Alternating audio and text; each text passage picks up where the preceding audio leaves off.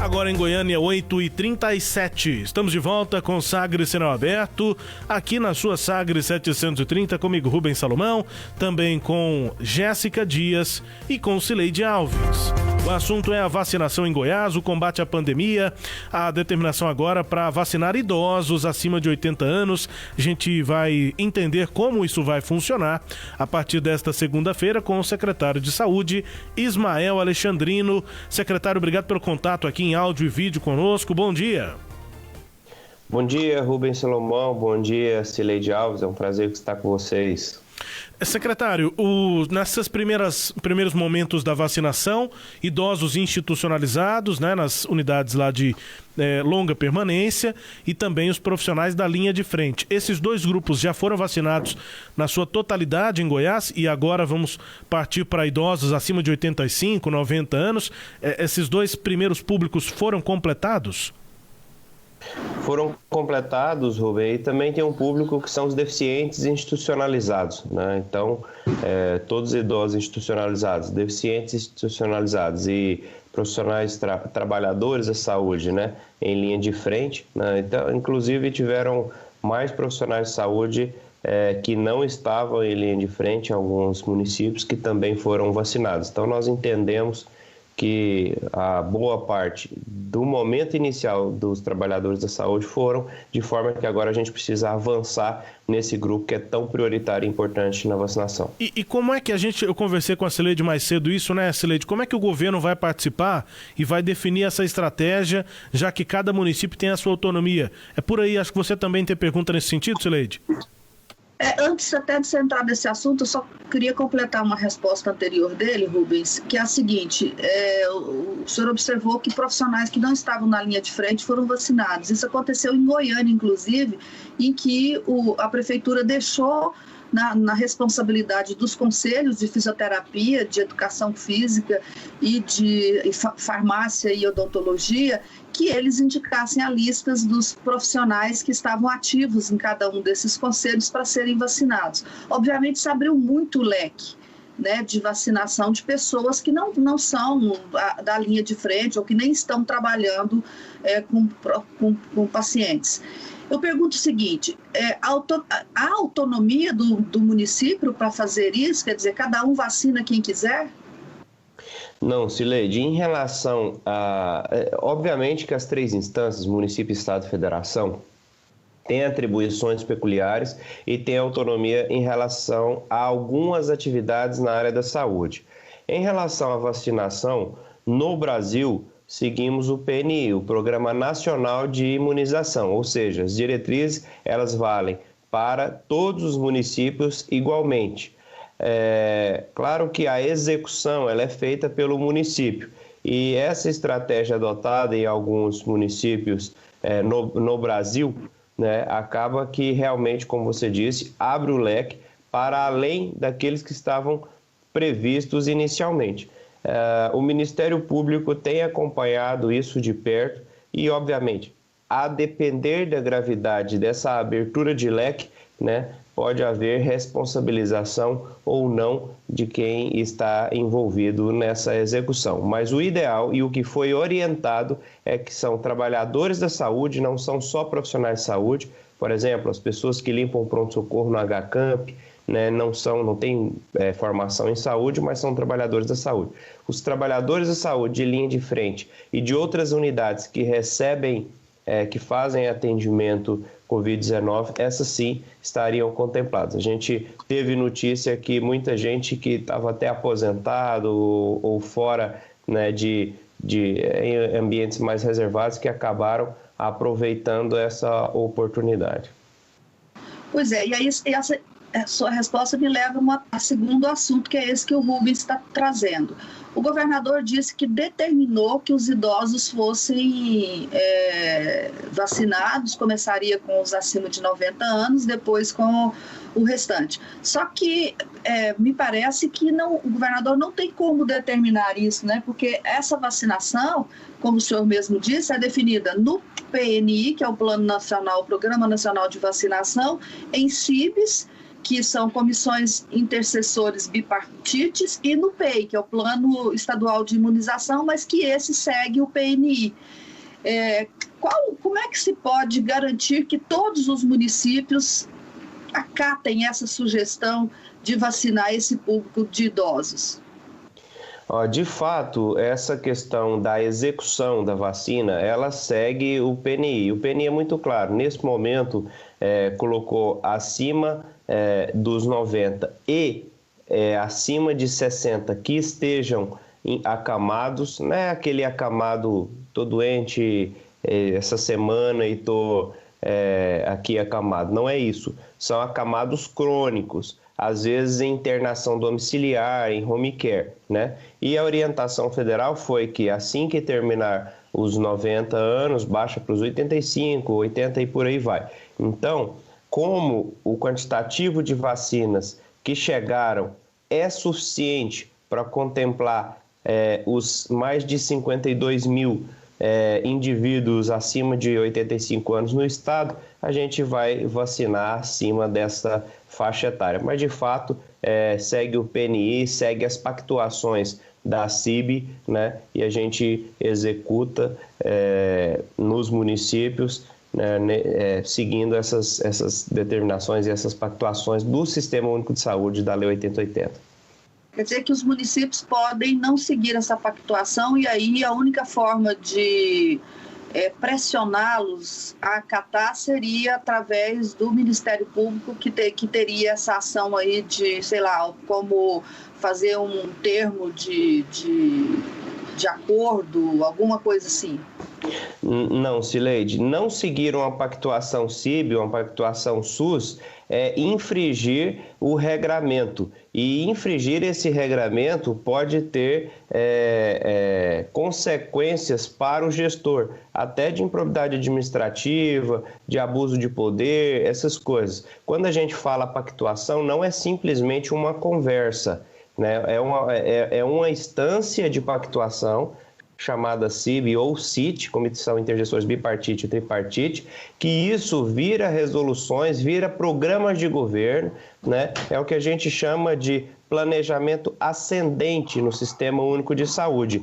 É a forma do Sistema Único de Saúde fazer o planejamento e execução das suas ações. Não está aberto para o município decidir. O município ele tem a sua estratégia de execução. Ele pode executar numa unidade básica de saúde, ele pode escolher executar num colégio, ele pode escolher executar no estacionamento de um shopping, de estádio, isso aí tudo bem. Mas a pactuação em relação à idade e à sistemática, não. Outro exemplo, por exemplo, que não é obrigatório. Nós abrimos a possibilidade do pré-cadastramento para facilitar planejamento, né? E os municípios aderem ou não a esse pré-cadastramento. Isso facilita do ponto de vista de planejamento e de gestão para o município. Isso não é pactuado, não é obrigatório. Então, ele pode, de forma discricionária, adotar a sua metodologia. Agora, em relação aos grupos, isso não está aberto para decisão de forma discricionária do gestor municipal. O que já estava definido no PNI e essas instâncias bi ou tripartite. Justamente, isso mesmo. Então, os gestores de Goiânia podem ser responsabilizados, já que eles ampliaram o leque de atendimento dos profissionais de saúde fora do que estava definido nesses planos? Qualquer gestor que abrir e transgredir o que foi pactuado e determinado, né, pelo Programa Nacional, ele pode ser responsabilizado, obviamente, na gravidade daquilo que ele extrapolou. Secretário, chegaram 77 mil doses ontem e, pelo que eu entendi, o Estado vai segurar uma quantidade dessas doses, mas vai liberar 52 mil. Não teria que liberar metade só, guardar metade desses 77 para uma segunda dose? Quer dizer, se libera 52 mil e vacina 52 mil pessoas, faltarão 52 mil doses, 52 mil vacinas para a segunda dose, não?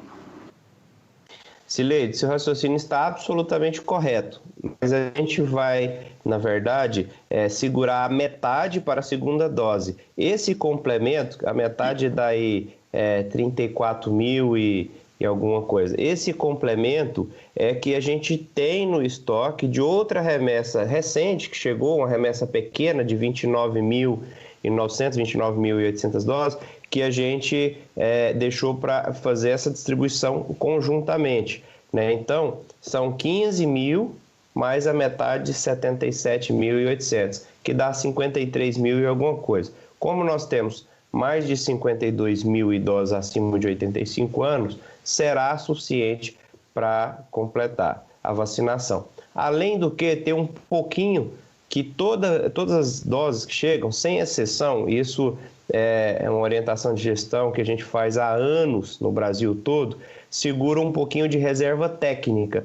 Essa segurada, ela está lá na câmara fria, armazenada sob todo o cuidado. Não é segurar para privilegiar nenhum tipo de grupo, né, nenhum tipo de autoridade, não. É porque temos que fazer isso como reserva técnica para alguma eventualidade de doses que se percam, que quebrem, que caia no momento da execução. Então, isso aí tem. Só que como acumulou um pouquinho de reserva técnica, a gente coloca elas adiante agora, de forma a colocar mais vacinas.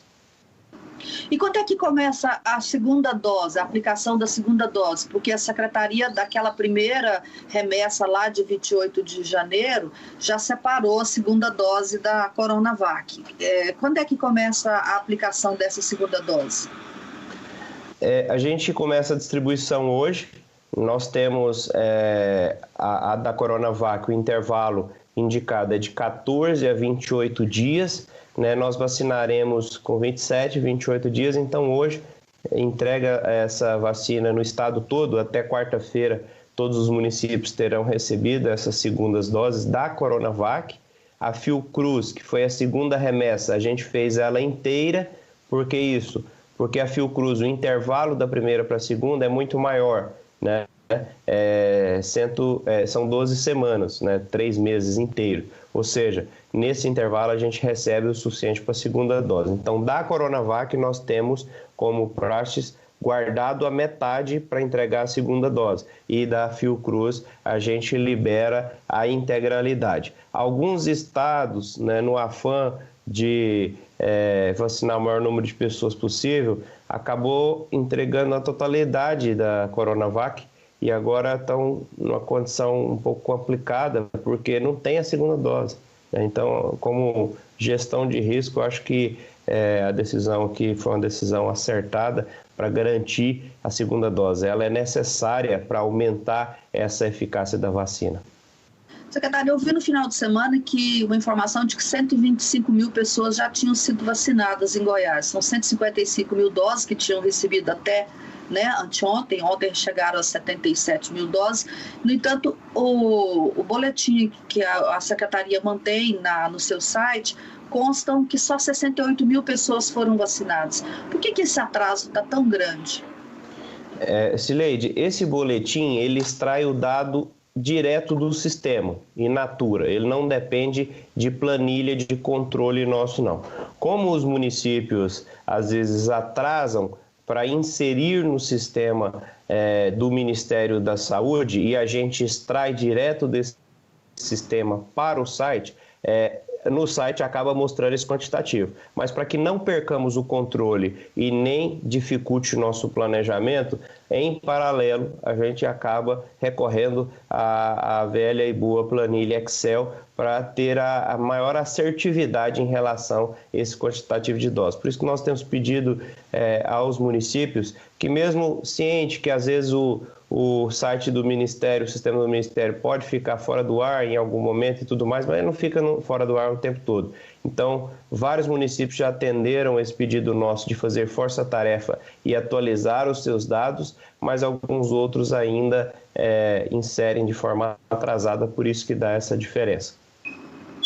Ontem a África do Sul decidiu não aplicar a AstraZeneca porque diante da pouca efetividade da vacina para a cepa, do coronavírus que surgiu na África. O Brasil tem uma cepa também mais agressiva, que é essa que se identificou em Manaus. Existe a possibilidade de que ocorra isso também no Brasil, ou seja, que uma dessas vacinas não sejam tão eficazes para essas novas cepas? Para as cepas que foram identificadas atualmente no Brasil, as vacinas são eficazes. No entanto, Cileide, se houver uma mutação com o subtipo que teve na África do Sul, isso pode acontecer. Tanto é que tanto a AstraZeneca quanto a Janssen, eles estão trabalhando em pesquisas também com RNA mensageiro e não com vírus atenuado ou inativado, para que minimize essa possibilidade de não eficácia de uma determinada vacina, caso ocorra uma mutação que as vacinas existentes não sejam eficientes para ela. Isso pode acontecer sim, até o momento não aconteceu, dadas as cepas que temos, mas isso é uma possibilidade. Já se identificou em Goiás algumas dessas novas variantes do coronavírus? Não, ainda não. A gente até já fez sequenciamento de alguns genes, né? Mas até o momento não. Bom, aproveitando aqui a nossa conversa, secretário, um outro assunto que a gente, no intervalo, que a gente estava ouvindo uma campanha, né, da dengue, sim? Antes da dengue, há dificuldade técnica para conseguir detectar essas novas variantes do coronavírus em Goiás, secretário? Não, Rubens, não há dificuldade não. Nós temos o rito e o fluxo já estabelecido, né? O sequenciamento ele é feito no laboratório Adolfo Lutz, né? E quando periodicamente, de forma entre aspas aleatório não significa sem organização, significa randomizado, significa que você escolhe, entre aspas, ao acaso, para que não haja nenhum viés, né? Então, de tempos em tempos, de dose, de número em número que chega no nosso laboratório, a gente separa alguns para que seja enviado para o laboratório para fazer o sequenciamento. Sim, Cileide, a dengue. Pois eu queria saber como é que está o registro da doença em Goiás. A gente está num período chuvoso, um período que propício, né, para se espalhar a dengue. Já teve mortes em Goiás por dengue neste ano? Cileide, o que nós temos percebido é que os registros de dengue diminuíram muito, né? Particularmente, sendo absolutamente honesto contigo, eu não acredito que a diminuição do registro reflita a totalidade de diminuição de casos. O que deve estar acontecendo, e isso é esperado de acontecer, é que os sintomas da flavivirose e da Covid-19, a flavivirose, a dengue, são sintomas semelhantes, sobretudo a febre, a dor no corpo. Então, em tempo de pandemia, acaba que o paciente está com a clínica semelhante. Obviamente, a hipótese diagnóstica mais comum que entra no cadastro é a Covid-19, que vem a ser confirmada ou descartada posteriormente, né? Mas a gente percebe uma diminuição significativa em relação à dengue, né? E também alguns outros registros de SRAG, da síndrome respiratória aguda grave, né? Que pode vir, inclusive, pela influenza e por outros vírus também. Rubens. Secretário, uma última pergunta. Qual é a avaliação da Secretaria em relação ao número de leitos públicos disponibilizados, principalmente de UTI, né, para tratamento da Covid-19? Esse número caiu desde aquele pico da primeira onda para essa segunda onda agora. O número de leitos públicos está menor? Está sendo aumentado? Qual é a avaliação sobre essa oferta de leitos aí, principalmente de UTI, né? Rubens, aqueles leitos que o Estado abriu, eles continuam todos abertos. O que teve de diferença foram os leitos lá de Águas Lindas, que era aquele hospital lá de tenda que o Ministério da Saúde havia cedido ao Estado de Goiás. Aquele foi desmobilizado dia 22 de outubro, né, um mês, inclusive, após a previsão do Ministério, e os demais, eles continuam. E mesmo com esses demais que todos continuam, nós, semana passada, ampliamos mais alguns, estamos ampliando mais outros esta semana, a depender da demanda. Agora, do ponto de vista de habilitação de leito, o que é isso? É aquele leito que o Ministério enxerga ele como leito de UTI e repassa a verba para ele. A habilitação federal, isso diminuiu bastante. Isso faz com que exija do Estado, do ponto de vista financeiro, um maior gasto. Só a título de curiosidade, em dezembro, o Brasil tinha habilitado em torno de 12 mil leitos e pouco de UTI, né? Em fevereiro, no início de fevereiro desse ano, tinha pouco mais de 3 mil. Isso faz com que o Estado, do ponto de vista financeiro, tenha uma maior sobrecarga. Nós temos trabalhado o CONAS, conversando com o Ministério da Saúde para que amplie essa habilitação, né?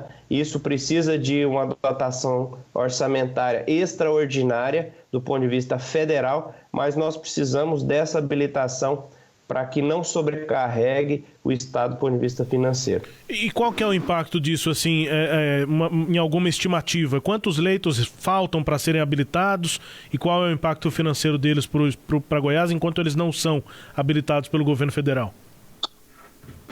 Rubens, nós temos mais de 100 leitos que estão ativos, porém não habilitados no Estado. Alguns do Estado, alguns do município, né? Por exemplo, Aparecida de Goiânia tiveram leitos que foram desabilitados pelo governo federal, porque era uma habilitação temporária, o chamado orçamento de guerra, né? Cidade de Mineiros, cidade de São Luís de Montes Belos, esses leitos eles continuam existindo, eles continuam ativos, mas isso sobrecarrega do ponto de vista financeiro, porque cada leito habilitado para UTI Covid tem um repasse federal de uma diária de R$ 1.600. Se não existe habilitação, não tem o repasse federal. E se não tem o repasse federal e o leito continua ativo, e eles continuam ativos, sobrecarrega o Estado ou sobrecarrega o município do ponto de vista financeiro. E tem alguma resposta lá de Brasília sobre isso ou ainda não? Não, ainda não. Há de bastidores uma informação que esta semana provavelmente habilitaria ou liberaria um orçamento extraordinário, né, de alguns bilhões de reais para que os leitos ativos tenham remuneração federal, mas ainda não temos certeza. É uma pauta quente no CONAS atualmente. Quinta e sexta nós intensificamos esse diálogo com o Ministério e fizemos esse pedido para que não tenhamos essa sobrecarga. Precisa do Congresso para isso, secretário? Aprovação de alguma pauta emergencial para liberar esse orçamento? Pode ser por lei, e aí precisaria sim, ou medida provisória.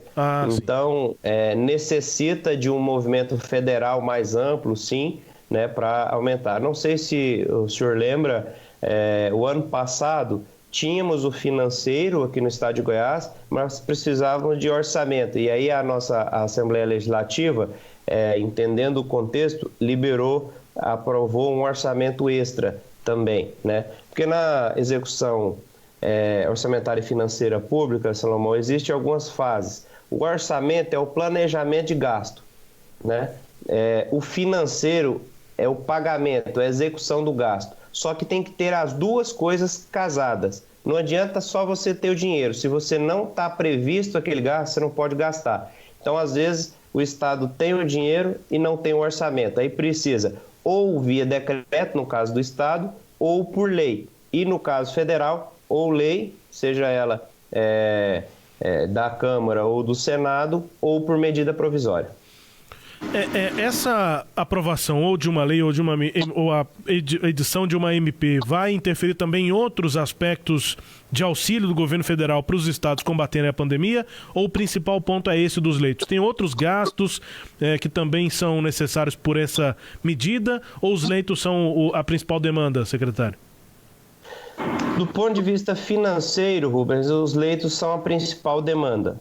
No entanto, uma medida provisória como essa, como aconteceu no ano passado também, a lei que finalizou no dia 31, ela resguarda o gestor de alguns outros aspectos e dá mais mobilidade e flexibilidade. Por exemplo, se existisse uma lei federal neste momento de calamidade pública com efeito, por exemplo, do ponto de vista de aquisição, não se espelharia tanto na Lei 8666, ou seja, do jeito que está hoje, fica um tanto quanto mais lento a execução e também o gestor fica mais vulnerável, fica mais exposto, né? Então, um arcabouço de uma lei ou de uma medida provisória certamente protege o gestor, dá mais agilidade para o sistema e financia esse sistema de forma mais sustentada.